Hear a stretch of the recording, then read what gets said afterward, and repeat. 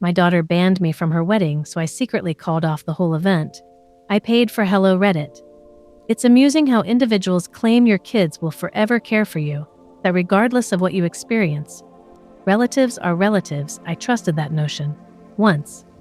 Even when my girl Marissa had become remote, I had no clue circumstances would become so convoluted and honestly utterly painful. The wedding was supposed to be a spectacular occasion. I'd been setting aside money for a long time. Even reduced my retirement schemes to assist her in having the wedding of her fantasies. I felt I had to. I believed Marissa was my soul girl, and ever since her mom departed us, it's only been myself and her. I sensed she earned all I could provide her. But as the wedding planning got underway, things started to change. Marissa's fiancé, Kyle, was always polite, but recently he'd become cold. I chalked it up to stress. And every time Marissa brushed me off, I reminded myself that weddings were hectic. Besides, she was thrilled about her fairy tale ceremony, which we were planning at a vineyard estate.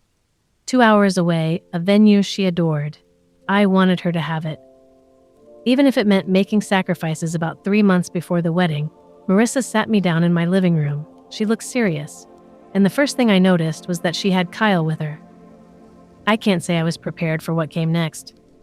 "Dad, there's something we need to talk about," she said, her voice edged with tension. "Of course, anything you need," I replied, my voice warm, feeling I was in for a wedding-related chat. But then she said the words that shattered me. "Dad, I think it would be best if you didn't come to the wedding." I stared at her, unable to comprehend why she looked uncomfortable, but remained firm. "You and Kyle don't get along, and with everything that's happened, I think it'll be better if you're not there. It'll be less disruptive." I tried to stay calm, even as my blood boiled. "Disruptive, Marissa. I've done everything to make this wedding perfect for you." Kyle stepped in, then looking me straight in the eyes. "Look, Mr. Morrison, this isn't about the money. Marissa doesn't need the stress, and we both think it's best if you're just absent." I was stunned after everything I'd done. The savings I'd drained, the late nights flipping through magazines for inspiration, and now my daughter was telling me I was an inconvenience. I could barely hold myself together as they left, and the door closed behind them with an air of finality. For the next few days, I barely slept. I tried reaching out, offering to fix whatever had come between us, but she was unresponsive. Then, a week later, I found out through her cousin that Marissa had been telling everyone I'd refused to support her wedding, and that she'd asked me to stay away because of how I treated her. And Kyle, a part of me cracked that day. Something I didn't know could break. I wasn't allowed at my daughter's wedding.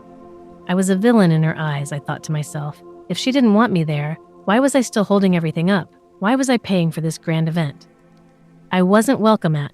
That's when the idea hit me. I called every vendor I'd hired, politely, professionally, and firmly: Canal, the deposits, the caterer, the photographer, the florist, the DJ, even the dress designer. I let them know that the plans had changed, that they would not be needed, and that my payment would not be forthcoming. The venue manager tried to argue, saying it was too short notice, but I reminded him who had signed the contract and who had paid. That was the last I heard from him. 3 days before the wedding, I received a frantic call from Marissa. She sounded hysterical, crying, telling me that everything had fallen apart. She didn't understand why all the bookings had been canceled. She begged me to fix it. "Dad, please, I need you to sort this out. It's too late to change venues. We can't just reschedule everything." I stayed silent for a moment, listening to her desperation. Then I said, "Marissa, I thought you didn't want me involved. You made it clear I wasn't needed. So I took myself out of the picture, including my money." She gasped, You canal everything." "Yes, it's my money. And if I'm not allowed to be there, I see no reason to fund it." She hung up on me after that. I heard from LaterLater that Marissa and Kyle had to pull together a small last-minute ceremony at a courthouse. Word spread, of course, and opinions were mixed. Some thought I'd gone too far, others said I was justified. Days later, I got a letter in the mail. No return address. Just a few lines scrolled in Marissa's handwriting. "Dad, you've proven I was right. You always make everything about yourself. I never want to see you again." I held the letter in my hands, feeling the weight of the words she'd left for me, and for the first time, I questioned if perhaps in attempting to provide her all, I'd misplaced her entirely.